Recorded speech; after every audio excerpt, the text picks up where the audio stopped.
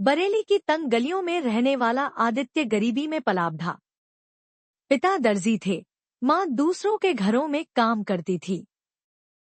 पढ़ाई के लिए साधन नहीं थे, लेकिन आदित्य के भीतर कुछ कर दिखाने की आग थी।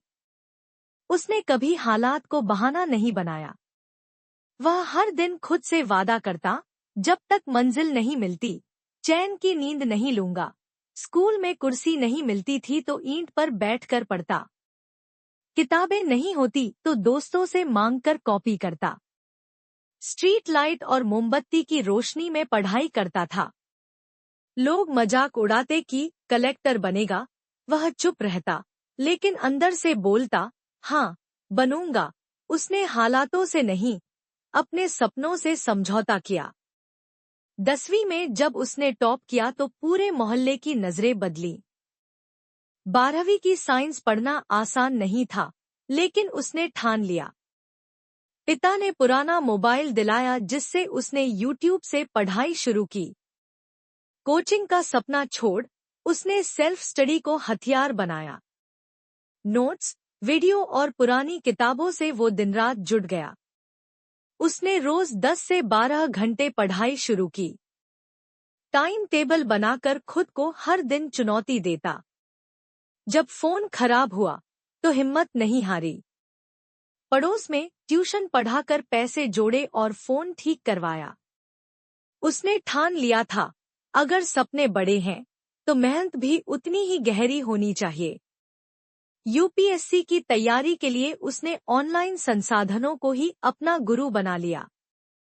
प्रीलिम्स क्लियर हुआ तो मेंस में खुद को झोंक दिया। उत्तर लेखन सीखा, अखबार पढ़ा, मॉक टेस्ट दिए। कोचिंग के बिना, गाइड के बिना वो आगे बढ़ता रहा। हर दिन खुद को समझाता, तू कर सकता है, बस रुकना मत। इंटरव्यू के लिए पहली बार दिल्ली गया। ऑटो से चलता, सस्ते लॉज में ठहरता, लेकिन आत्मविश्वास कभी कम नहीं होने दिया। इंटरव्यू में पूछा गया, कैसे कर पाए? आदित्य बोला, मेरे पास सपने थे और उन्हें तोड़ने का हक किसी को नहीं था। उसकी सच्चाई ने बोर्ड को भी प्रभावित किया। फाइनल रिजल्ट में आदित्य को ऑल इंडिया रैंक 86 मिली। माँ के आंसू गर्व के थे, पिता मुस्कुरा रहे थे। वही मोहल्ला जो ताने देता था, अब मिठाई बांट रहा था। उसकी मेहनत ने दिखा दिया कि हालात बड़े नहीं होते, हौसले बड़े होने चाहिए।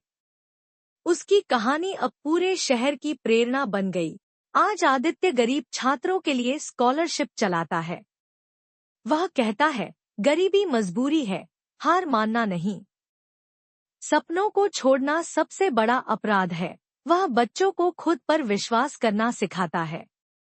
उसका मानना है कि मेहनत से बड़ा कोई शिक्षक नहीं और आत्मविश्वास से बड़ी कोई कोचिंग नहीं होती।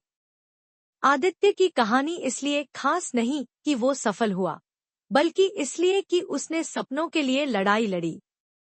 उसने साबित कर दिया कि जमीनी हालात चाहे जैसे हों, अगर हौसले ऊंचे हों तो उड़ान कोई नहीं रोक सकता।